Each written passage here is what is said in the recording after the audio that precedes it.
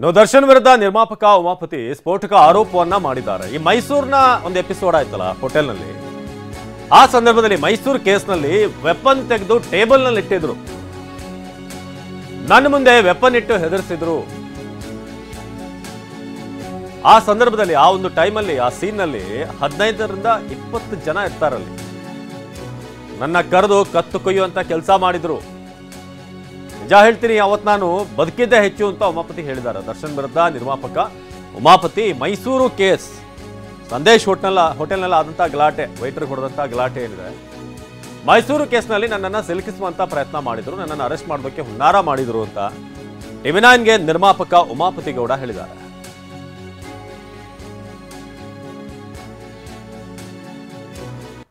ಬನ್ನಿ, ನಮ್ಮ ಪ್ರತಿನಿಧಿ ಮಾಲ್ತೇಶ್ ಜಗ್ಗೇನ್ ಉಮಾಪತಿ ಅವ್ರನ್ನ ಮಾತನಾಡಿಸಿದ್ದಾರೆ. ಬನ್ನಿ ನೋಡೋಣ.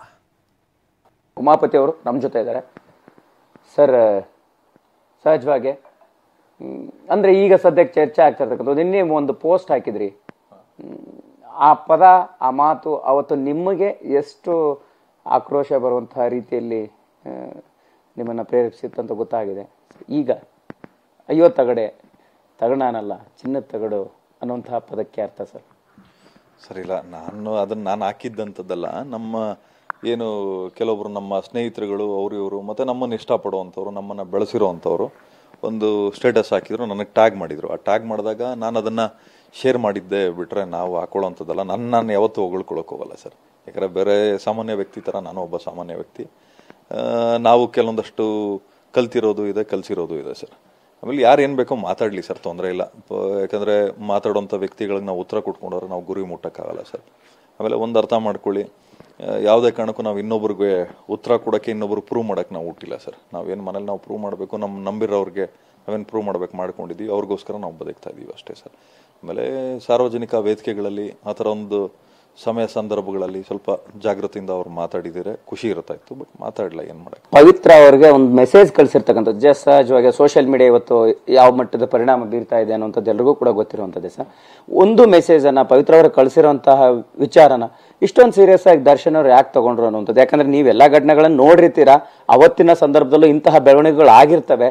ಅಂದ್ರೆ ಅಷ್ಟೊಂದು ಸೀರಿಯಸ್ ಆಗುವಂಥ ಸಂದರ್ಭಗಳು ಏನಿತ್ತು, ಯಾಕೆ ಅನ್ನುವಂಥದ್ದು ಸರ್? ಸರ್, ಸಮಯ ಸಂದರ್ಭ ಪರಿಸ್ಥಿತಿ ಹೆಂಗಿತ್ತು ನಮಗಂತೂ ಗೊತ್ತಿಲ್ಲ ಸರ್. ಯಾಕಂದರೆ ಎಂಥವ್ರಿಗೂ ಒಂದಷ್ಟು ಕ್ಷಣ, ನೀವು ಮನುಷ್ಯ ಆದಮೇಲೆ ನಿಮಗೂ ಕೋಪ ಬರುತ್ತೆ, ನನಗೂ ಕೋಪ ಬರುತ್ತೆ. ಬಟ್ ಏನಾಗ್ತದೆ ಅಂದರೆ ನಾವೊಂದು ಸ್ವಲ್ಪ ಹೊತ್ತು ತಾಳ್ಮೆಯಿಂದ ಕೂತ್ಕೋಬೇಕಾಗ್ತದೆ. ಅಥವಾ ನಾವು ಮೈಗೆ ಅಂಟಿಸ್ಕೊಂಡಿರೋ ಚಟ್ಟಕ್ಕೆ ಹಚ್ಚುವಂಥ ಸಂದರ್ಭಗಳು ಬರ್ತವೆ. ಯಾವುದೇ ಅತಿರೇಕ ಆದ್ರೂ ತಪ್ಪಾಗ್ತದೆ ಸರ್. ನಾನು ಇವಾಗ ಓವರಾಗಿ ಊಟ ಮಾಡೋರು ತಿಂದಿರೋದು ಕಕ್ಕಲೇಬೇಕು, ಓವರಾಗಿ ಕುಡಿದ್ರು ಏನಾಗ್ತದೆ ಕಂಟ್ರೋಲ್ ಮೀರಿ ಹೋಗಲೇಬೇಕು. ಸೊ ಹಂಗಾಗಿ ಏನಾಗ್ತದೆ, ಸಮಯ ಸಂದರ್ಭ ಹೆಂಗಿತ್ತು ಗೊತ್ತಿಲ್ಲ.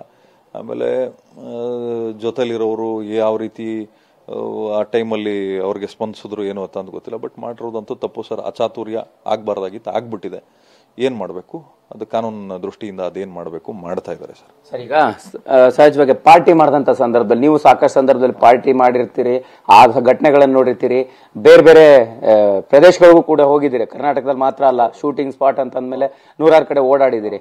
ಈ ಹಂತ ಸಂದರ್ಭದಲ್ಲಿ ಅವರೆಲ್ಲೋ ತಮ್ಮ ಒಂದು ಸ್ಥಿಮಿತವನ್ನ ಕಳ್ಕೊಳ್ಳುವಂತಹ ಮನಸ್ಥಿತಿಗೆ ಬರ್ತಾ ಇದ್ರಾ ಅನ್ನುವಂಥದ್ದು ಸರ್? ಸರ್, ನಾನು ಈಗಾಗಲೇ ಹೇಳಿದ್ದೀನಿ, ನಾನು ಕಳ್ಕೊಂಡಿರೋದು ಉಂಟು, ಅವರು ಕಳ್ಕೊಂಡಿರೋದು ಉಂಟು. ಜೊತೆಲಿ ನಾವಿಬ್ರು ಜೊತೆಲಿದ್ವಲ್ಲ ಸರ್, ಅವಾಗ ನಾನು ಚಾಲೆಂಜ್ ಮಾಡ್ತೀನಿ, ನಾವಿಬ್ರು ಜೊತೆಲಿದ್ದಾಗ ಯಾವುದಾದ್ರೂ ಅಚಾತುರ್ಯ ನಡೆದಾಗ್ಲೂ ನಾನು ಧೈರ್ಯ ಮಾಡಿ ಹೇಳಿದ್ದೀನಿ, ಇದು ತಪ್ಪು. ಯಾರಿಗೆ ಕೈ ಮಾಡಿದ್ರು ನಾನು ಹೇಳ್ತಾ ಇದ್ದೆ, ನೀವು ಮಾಡಬಾರ್ದು ಇದನ್ನ. ಯಾಕೆ ಮಾಡ್ತೀರಾ, ಏನಕ್ಕೆ ಮಾಡ್ತೀರಾ, ಅದರಿಂದ ಏನು ಸಿಗ್ತದೆ ನಿಮಗೆ, ಬೇಕಾ, ನಿಮ್ಗೆ ಅವಶ್ಯಕತೆ ಇದೆಯಾ ಅಂತೇಳಿ ಎಷ್ಟೋ ಸಲ ನಾನು ಬದಲಾಯಿಸಿರೋದು ಉಂಟು.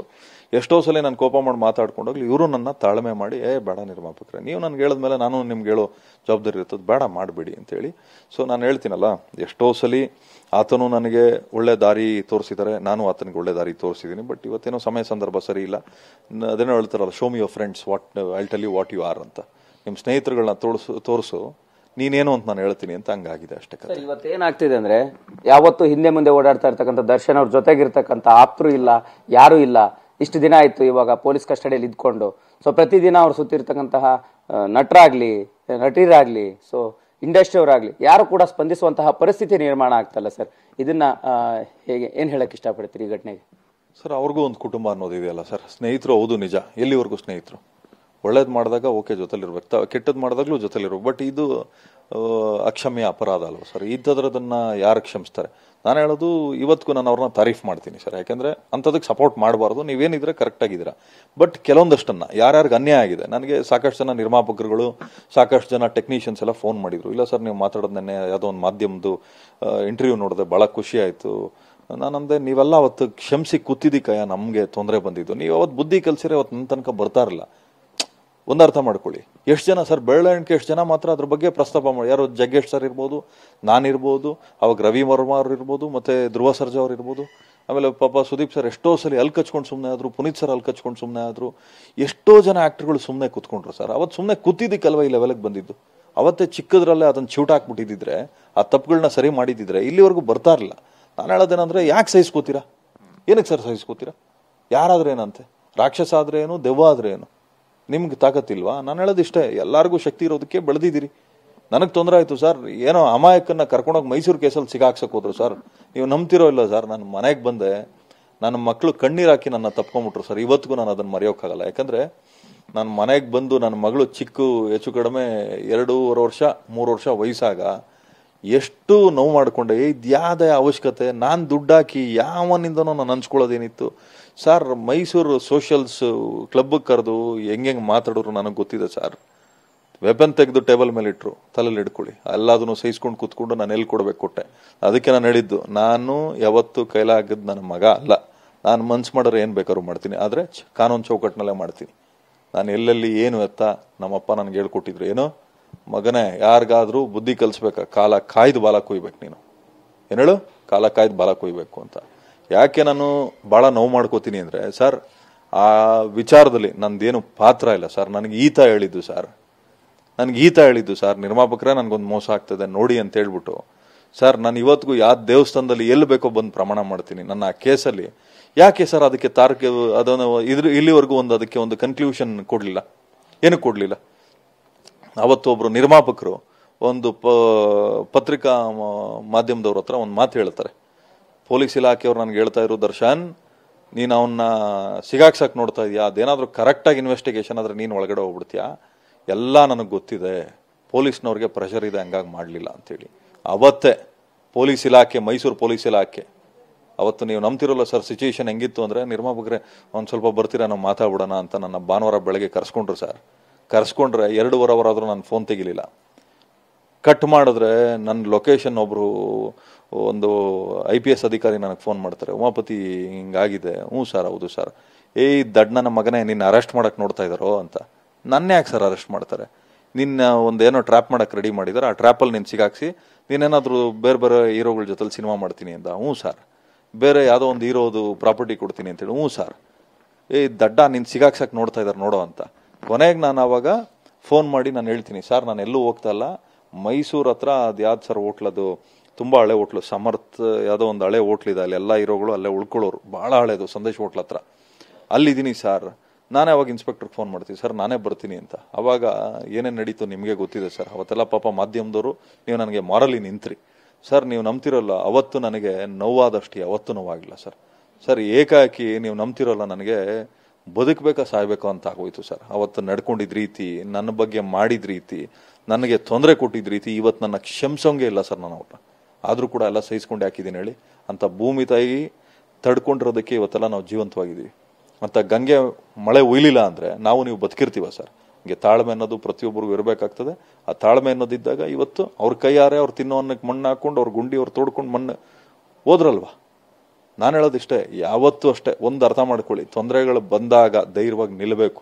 ಅವತ್ತು ನಮ್ಮಣ್ಣ ನನ್ನ ಜೊತೆಲಿ ನಿಂತರು, ದೀಪಣ್ಣ ನನ್ನ ಜೊತೆಲಿ ನಿಂತು, ನನ್ನ ಕುಟುಂಬ ನನ್ನ ಜೊತೆಲಿ ನಿಂತು, ತಲೆ ಕೆಡಿಸ್ಕೊಂಬಿಡ ಸುಮ್ಮನೆ, ಏನೋ ಮಾಡಿದ್ಯಾ ನೀನು, ಎಲ್ಲ ನನಗೆ ಗೊತ್ತಿದೆ ಸರ್. ಅವತ್ತು ನನ್ನ ಹೆಂಡ್ತಿ, ನಾನು ವಾಕಿಂಗ್ ಮಾಡ್ಬೇಕಾರಲ್ಲ, ನನ್ನ ಹೆಂಡ್ತಿ ನನಗೆ ಹೇಳಿದ್ಲು, ಬೇಕೆಂದ್ರೆ ನಿಮ್ಗೆ ಯಾರಿಗೋ ಸಹಾಯ ಮಾಡೋಕೆ ಹೋಗ್ತೀರಾ, ಈತನ ಕಾಂಟ್ಯಾಕ್ಟ್ ಇದೆಲ್ಲ ಈತನೇ ಮಾಡ್ಬೋದಲ್ಲ ಅಂತ. ಕೊನೆಗೆ ಎಲ್ಲ ತೆಗೆದು ನನ್ನ ಮೇಲೆ ತಾಕ್ಬಿಟ್ಟು ನನ್ನ ಎಷ್ಟು ಕೆಟ್ಟ ರೀತಿಯಲ್ಲಿ ಪೋಟ್ರೆ ಮಾಡಿದ್ರು ಸರ್. ಎಷ್ಟು ನೊಂದಿದ್ದೀನಿ ನನಗೆ ಗೊತ್ತು ಸರ್. ಸರ್ ಅಂದ್ರೆ ಈಗ ನೀವು ಬೇರೆ ಹೀರೋಗೆ ಸಿನಿಮಾ ಮಾಡ್ತೀರಿ ಅನ್ನೋಂಥ ಒಂದೇ ಕಾರಣಕ್ಕೆ ನಿಮ್ಮನ್ನ ಈ ರೀತಿ ಸಿಲುಕಿಸುವಂತ ಪ್ರಯತ್ನ ಆಯ್ತಾ? ಮತ್ತೆ ಒಂದು ಮಾತು ಹೇಳಿದ್ರಿ ಸರ್, ಮೈಸೂರಿನ ಒಂದು ಹೋಟೆಲ್ ಅಲ್ಲಿ ವೆಪನ್ಸ್ ಎಲ್ಲ ತೆಗೆದಿಟ್ಟು ನಿಮ್ಮನ್ನ ಹೆದರ್ಸುವಂತ ಕೆಲಸ ಕೂಡ ಆಗಿತ್ತು ಅನ್ನೋಂಥದ್ದು. ಅದು ಏನ್ ಘಟನೆ ಸರ್ ಅಂತ ಇಲ್ಲಿ ತನಕ ಬಹುತೇಕ ನೀವು ಮಾತಾಡಲಿಲ್ಲ ಅನ್ಸುತ್ತೆ ಸರ್. ಈಗ ಅಲ್ಲಿ ಹೋದ್ವಿ, ನಾನು ಕರೆಸಿದ್ರು, ಬನ್ನಿ ಇಲ್ಲಿ ಮಾತಾಡಿ ಮುಗಿಸ್ಬಿಡೋಣ. ಬೆಳಗ್ಗೆ ಹಂಗೆ ಅಮರ್ಸಿದ್ರು, ಸಾಯಂಕಾಲನೂ ಹಂಗೆ. ನಾನು ಅವತ್ತು ಧೈರ್ಯವಾಗಿ ಹೇಳಿದೆ, ನಿನ್ನ ಕೈಲಿ ಏನು ಕಿತ್ತು ಗುಡ್ಡೆ ಹಾಕೊಳಕ್ಕಾಗದು, ಗುಡ್ಡೆ ಹಾಕೋ, ನಾನು ಗುಡ್ಡೆ ಹಾಕೊಳ್ಳೋದು ಗೊತ್ತಿದೆ. ಯಾಕಂದರೆ ಜೊತೆಲಿದ್ದವ್ರು ಇವತ್ತಿಗೂ ಹೊರಗಡೆ ಇದ್ದಾರೆ. ಅವತ್ತು ಆ ಸೀನಲ್ಲಿ ಒಂದು 15-20 ಜನ ಇರ್ತಾರೆ.